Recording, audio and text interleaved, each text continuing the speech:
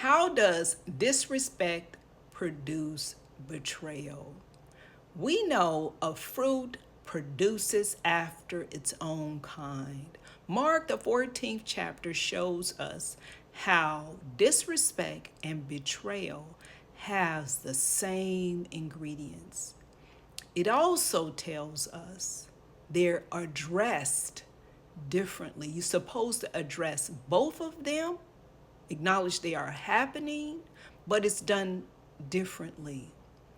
So it starts out in Mark, the 14th chapter, talking about Jesus' enemies, how they're together in their place, trying to figure out how to destroy Jesus without making a disturbance amongst the people, because they were celebrating the holiday, the Passover.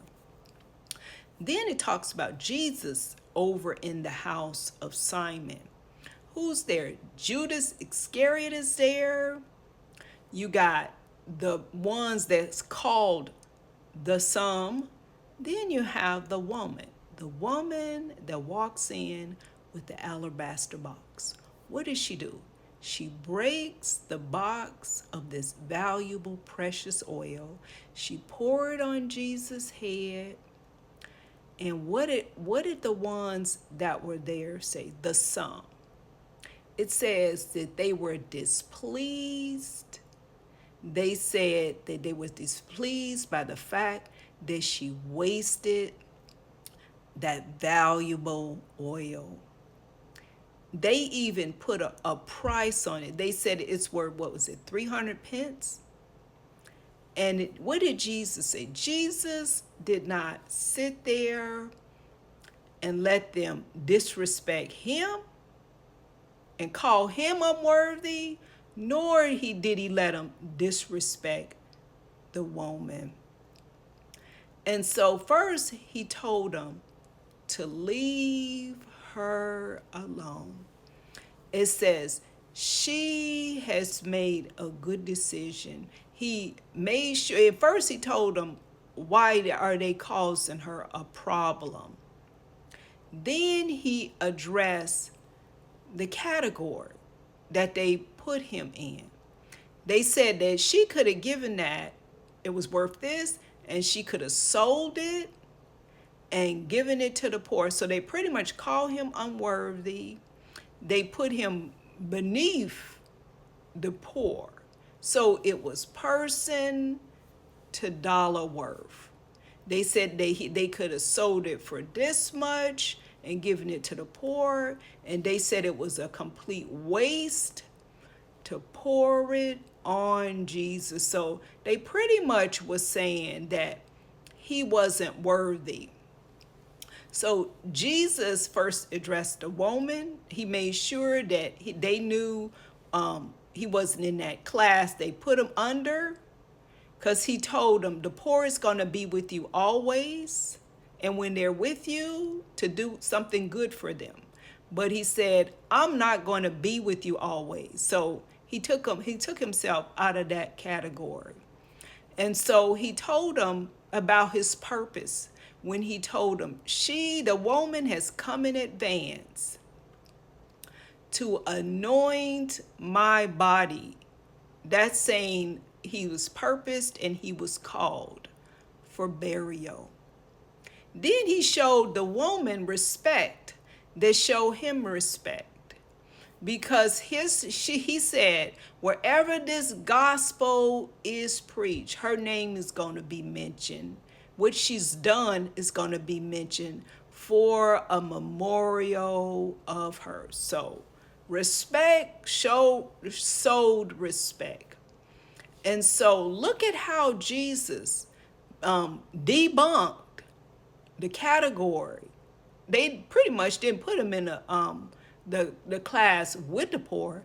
They put him under the poor, because they said the oil was worth selling and giving it to him. And they just told him she pretty much wasted and destroyed the oil and the alabaster box that was in it. So you see how he addressed disrespect. He didn't just sit there and say, well, they don't know, what they're saying. excused them maybe because of their ignorance. He debunked disrespect. He made it clear that he was not what they were saying he was.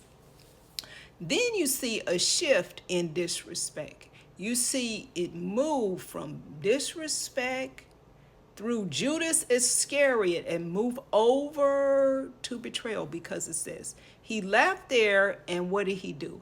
He went over to where the chief priest was and told him that he was there to betray Jesus. Now let's look at betrayal, because those ones that were in the house with Jesus when he was at Simon the leper's house, those were not enemies, or wasn't supposed to be enemies. They were focused on money. They wasn't appreciating people, because you can see Jesus told him to stop causing her a problem. They were saying, oh, we can give that money to the poor, but they wasn't even realizing that they was disrespecting Jesus. So he was in that house. So you see the energy, the spirit that was in the house, Simon the leper's house. So Judas took that and went over to the chief priest and told him, I want to betray Jesus. And it says they were glad. Now look at the same ingredients. You see the disrespect, him being a supporter, going over there, and you see a value being placed on it. And they said they promised to give him money. And it says, then he took on their same mindset. Judas took on the same mindset of the enemies of Jesus. And he said he sought a convenient way to betray him. Remember, when it started out, it talks about the enemies didn't want to cause a commotion, a disturbance amongst the people. Judas then said, let it be, he wanted it to be convenient. So they move on, they prep for the supper and stuff, and Judas is there with the 12, because he's one of the 12. And so when they're there, Jesus doesn't sugarcoat it. He doesn't use somebody's story. He out and tells them, one of you are going to betray me. Then you hear them saying, is it I? Is it I? Is it I? But if you think about that, if someone was around you supposed to be supporting you, and they're not knowing what their heart is capable of, that's a scary situation to go from disrespect all the way over to betrayal, even though it's just the next level over. Am I saying that was a scary situation for Jesus? Jesus knew that he was called, because he said that, when he was saying, I'm not going to always be with you. He was saying, I have a purpose. But a person that puts up with disrespect, that it moves all the way over to betrayal, the next level up. Betrayal means to deliver up, just like it talks about over Mark, the 13th chapter. It talks about brother will deliver up brother. When it talks about the signs, we talk about the signs, someone's tearing down your building and they want to take your position. It says brother will deliver up brother. Father will deliver up son, and the children shall rise up against their parents. That's the same kind of betrayal. A close loved one, a close relationship delivers you up for what you have. So Judas was there with the other 12 at the table. And so Jesus said, one of you will betray me. Then he categorized them and told them, one of the 12.